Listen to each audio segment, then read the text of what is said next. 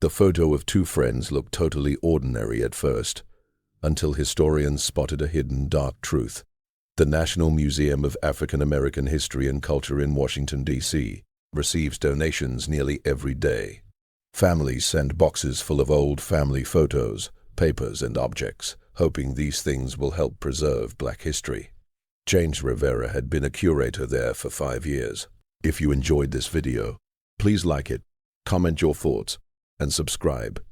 He had examined thousands of pictures, daguerreotypes of freed people, portraits of civil rights leaders, simple snapshots of daily life over many generations. But on a hot, muggy September morning in 2024, he opened a box that made him freeze and stare.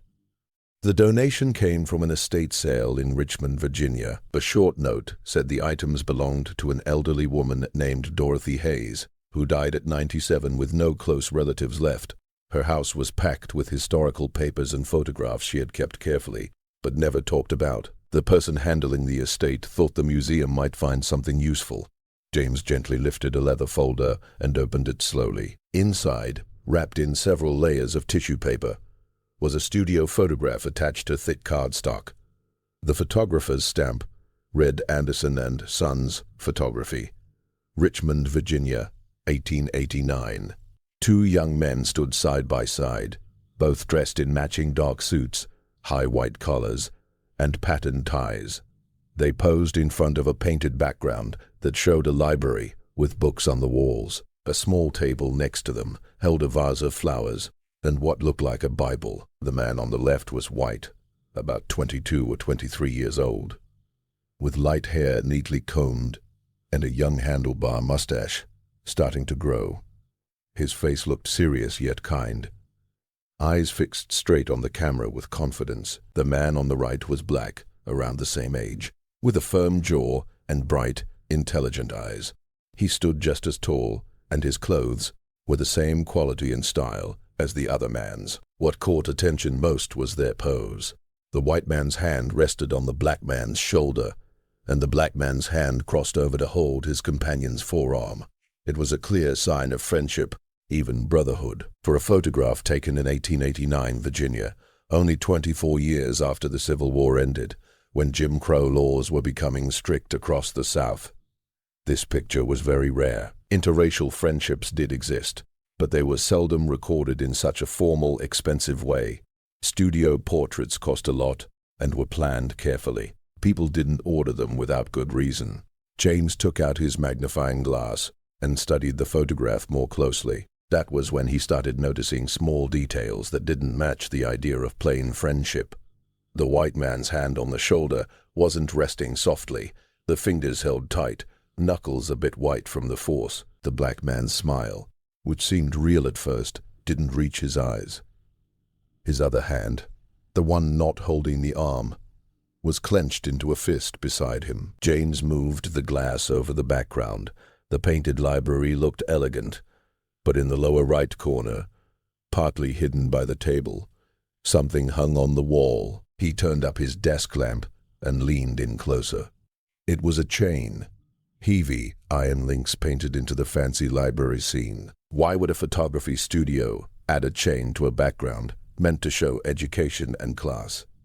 James flipped the photo over. The back of the card was yellowed with age, but someone had written on it in faded brown ink.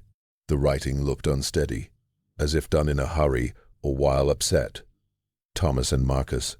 The last photograph before the departure. May God forgive us for what we have done. September 14th, 1889. James read the words 3 times. Last photograph before the departure. Were they about to leave together or part ways? And that line, may God forgive us for what we have done. Not what we will do, but what we have done. Something wrong had already happened before this picture was taken. Something that needed God's forgiveness. He took clear photos of the image from different angles. Then he opened his laptop and started searching. He wanted to discover who Thomas and Marcus were, why they posed together in 1889 Virginia, and what dark secret hid beneath their arranged friendship. The investigation had started, and James sensed this photograph would uncover a story much deeper and more painful than a simple picture of friends. James spent the rest of the day looking for any trace of Thomas and Marcus from 1889 Richmond. Without last names, the search was hard. Both names were very common then. He began with the photographer's mark. Richmond city directories from the 1880s showed Anderson and Sons ran a studio on Broad Street from 1885 to 1893. They advertised fine portraits for important families.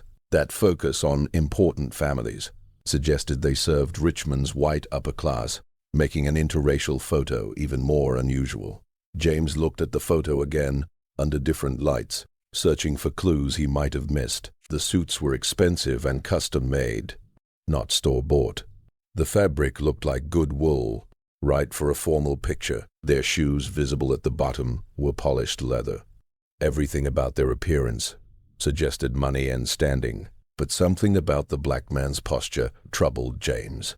Even with fine clothes and a strong pose, his shoulders showed tension and his face held caution, like someone who had learned to stay watchful and careful. James had seen that same look in photos of freed men from the Reconstruction period. People legally free, but still moving through a world built to hold them back. He decided to try a different approach. If these men came from notable families, there might be records in Richmond's historical archives. Land deeds, court papers, newspaper stories. He contacted his colleague, Dr. Patricia Okoye, who taught African American history at Howard University and had strong connections to archives across Virginia. Patricia called back within 2 hours. "I am interested," she said. "Can you send me high-resolution scans of the photo?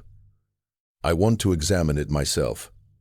James emailed the images, and they arranged to meet the next day at the Library of Virginia in Richmond. Patricia had already booked time to search property records and old newspapers from the 1880s and 1890s.